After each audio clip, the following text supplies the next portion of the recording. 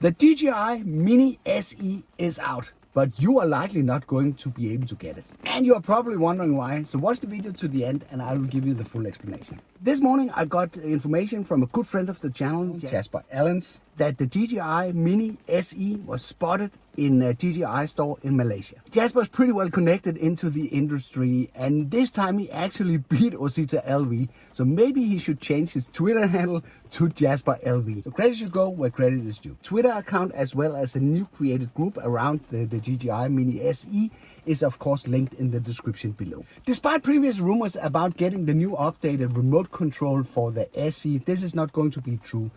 You are getting a remote that is similar to the one that you got with the Mini 1. This probably also means that this drone will be a Wi-Fi drone, despite speculations about it being OcuSync 2.0. Looking at the pictures of each kit, it seems that the SE will use the same batteries are used with the Mini 2, as well as the same props. Looking at the chassis, I hope this will be the same but slightly modified version of the Mini 2, as the plastic is significantly more stiffer on this version than what we saw with the original Mini. It contains the same 3-axis stabilized gimbal with a 2.7K camera based on the 1 or 2/3 sensor that we have known from so many of the previous models. It will require a new version of the DJI FLY App, and some of you have already reported this to be available, the 148, which apart from adding support from the Mini SE, also add additional features for the Air 2S. Adds added trim download to the Air 2S. It optimizes the camera exposure adjustment, and it optimizes the attitude indicator that you can find in the lower left side of the DJI FLY App. It will be interesting to see that version installed and see the benefits we get from that, but that we will save for a separate video. I would expect this version to be available pretty soon. By the way, do you like my content? If you do, then consider subscribing to my weekly tips, tests and tutorials. If we take a closer look at what we are getting, the standalone package will offer a single battery, the drone, the remote.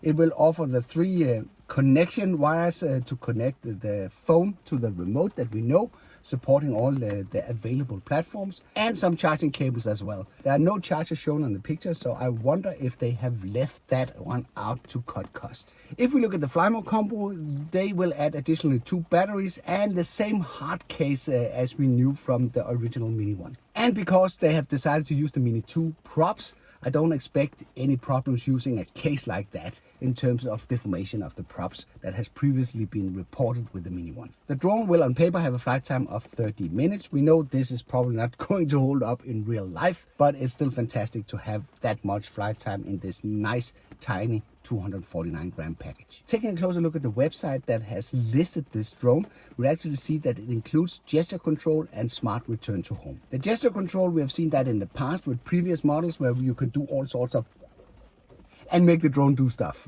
The smart return to home is probably just precision landing. The drone was seen in a Malaysian shop, which is also where the pictures originate from, where you can see both the standalone package and the Fly Mode combo. So from what I've heard, the price will be pretty reasonable with this, because this is sort of a budget drone.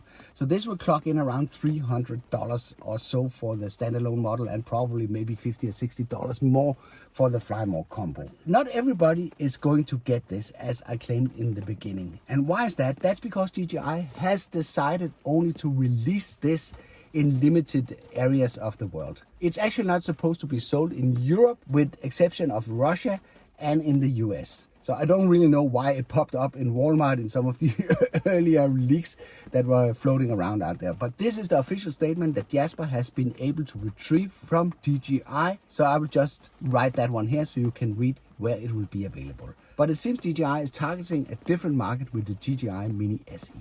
I hope you liked this video in my little temporary rainy studio. If you do, then feel free to give it a like. If you didn't like it, feel free to press the dislike button twice. Thank you for watching, and I'll be seeing you around.